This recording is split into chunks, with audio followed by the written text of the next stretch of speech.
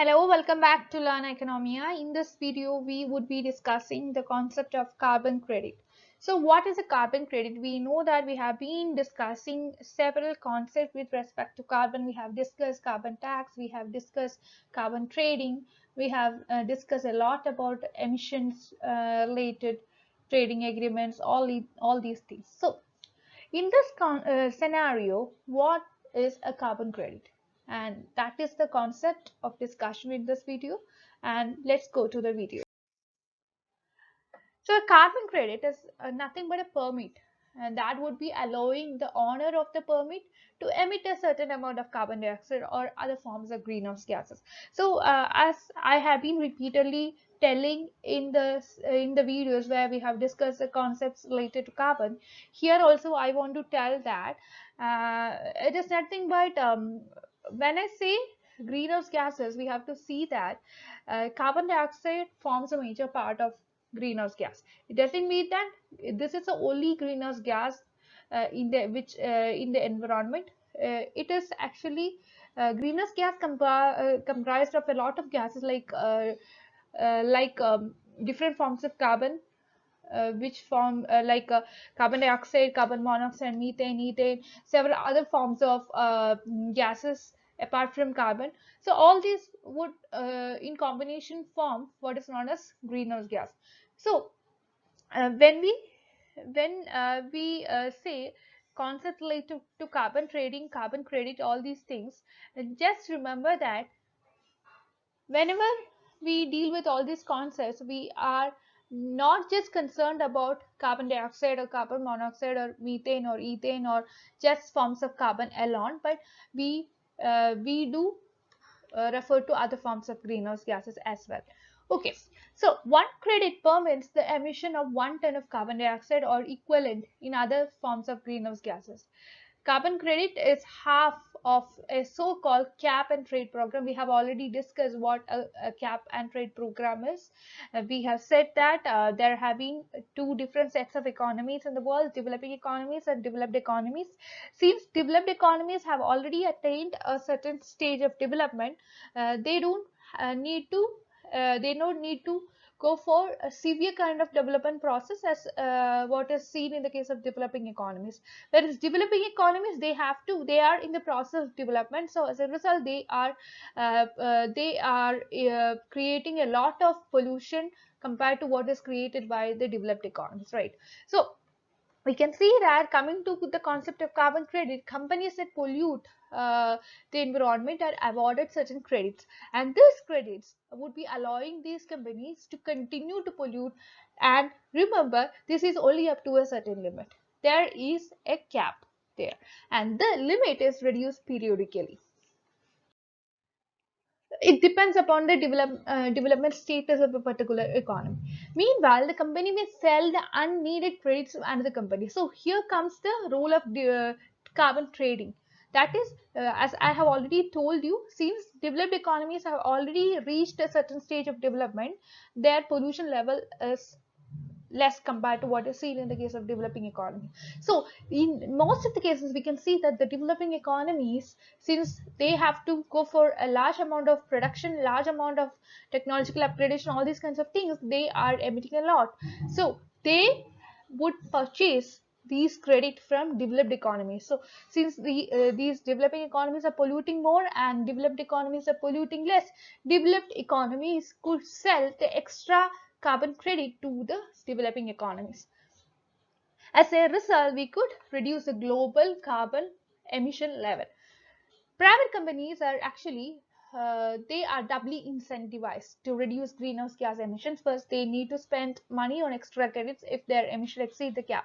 Second, we could see that they can make money by reducing their emissions. So it depends upon our choice whether we want to emit more or whether we want to emit less. If you are emitting more than the cap level, then we have to purchase the extra credit from some other companies or some other countries, or if we are choosing to reduce less, then we can sell our extra credits to some other economies which need more credits, carbon credits. Okay, so the ultimate goal here is to reduce the global emission level. A carbon credit represent the right to emit a greenhouse gas or equivalent ton of carbon dioxide, as I have already told you. So as per the Environmental Defense Fund, that is equivalent of a 2,400-mile drive in terms of carbon dioxide emissions. We know that carbon dioxide is emitted as a result of automobile combustion, as a result of use of what to say use of electronic equipments like air conditioners, refrigerators, which is not free from chlorofluorocarbons, and then it is emitted by factories, all these kinds of things. So companies and nations are allotted a certain number of credits and may trade them to help balance total worldwide emission. The ultimate aim here is to reduce the global level of emissions, and this is very much important to attain what is known as sustainable development. And we can see that since carbon dioxide is the principal greenhouse gas, the United Nations has told that people speak simply of trading in carbon. Again, I'm telling that carbon dioxide is not the only form of greenhouse gas. There have been many other forms of greenhouse gases as well. The intention here is to reduce the number of credits over time and incentivizing companies to find innovative ways to reduce greenhouse gas emissions. When I say companies, it is not only companies, it is a kind of incentivizing countries or economies also. So, what is the case of carbon credits today? Do we have a market to trade carbon credit? Let's see that. Cap and trade programs remain controversial in the US. So this concept has been discussing again and again. Why I'm discussing this is because the concept of carbon credit, the concept of carbon tax, all these things are very much important in the arena where we are trading with carbon, right? Where we are trading carbon credits. So we can see that 11 states have adopted these kinds of market-based approaches if we are considering the US economy. Out of these 11, 10 are northeastern states that branded together to jointly attack the problem through a program known as the Regional Greenhouse Gas Initiative. Coming to the California's cap and trade program in specific, we can see that this initiated uh, its own cap and trade program. That is, California has gone for its own cap and trade program in the year 2013, and the rules apply to the state's large electric power plants, and also it applies to the industrial power plants, it applies to fuel distributors, etc. The state claims that its program is the fourth largest in the world. And this is after the programs of European Union, the programs of South Korea, the programs of Chinese province, etc. Now, coming to the case of Clean Air Act implemented by the US economy, what the US government has done is that the US actually has been regulating airborne emissions since the passage of US Clean Air Act, which was passed in the year of 1990. And this is credited as the world's first cap and trade program. Okay. And this program is credited by the Environmental Defense Fund. It is that body which has gone for this program, and this is for substantially reducing the greenhouse gas like sulfur dioxide from the coal-fired power plants. We know that this sulfur dioxide is a very notorious gas in the sense that this would cause acid rain, and this has already caused acid rain in the 1980s. In the case of India, we can see that Taj Mahal, our what to say, what it is considered to be one of the icon when as far as India is concerned. So, but this building, this beautiful building, has been damaged as a result of acid rain. Like we can see that acid rain, it is not only harmful to buildings, it is harmful to human beings, it is harmful to animals, it is harmful to plant species. Altogether, it is a harmful uh, problem to earth as well. Altogether, it affects earth as well. So acid rain caused by sulfur dioxide as a result of emissions created from the coal-fired power plants. What the US has done is that it has gone for US Clean Air Act, Then coming to the carbon credit initiatives taken by different economies of different countries, we can see that the United Nations Intergovernmental Panel on Climate Change has developed a carbon credit proposal in order to reduce the worldwide emission of greenhouse gases, and this is known as Kyoto Protocol. And the agreement has set binding emission reduction targets for countries that has already signed it. Then we have industrialist countries collectively annexing, collectively actually going for their own emission trading. If a country emitted less than its target, then what can we do is that they can sell the extra credit to the countries that needs to emit more. And the separate clean development mechanism for developing countries issued carbon credit called the certified emission reduction, and we could see that a developing nation could receive these credits for supporting sustainable development initiatives. And the first commitment period of Kyoto Protocol has ended in 2012, and US has already dropped out in 2001.